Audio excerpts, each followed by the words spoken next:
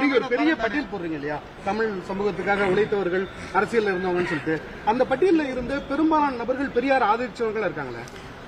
இப்போ இவரை நம்பலாமா கூடாதா எப்படி தெரியும்? நம்பி பார்த்தா தான் தெரியும் இல்லையா?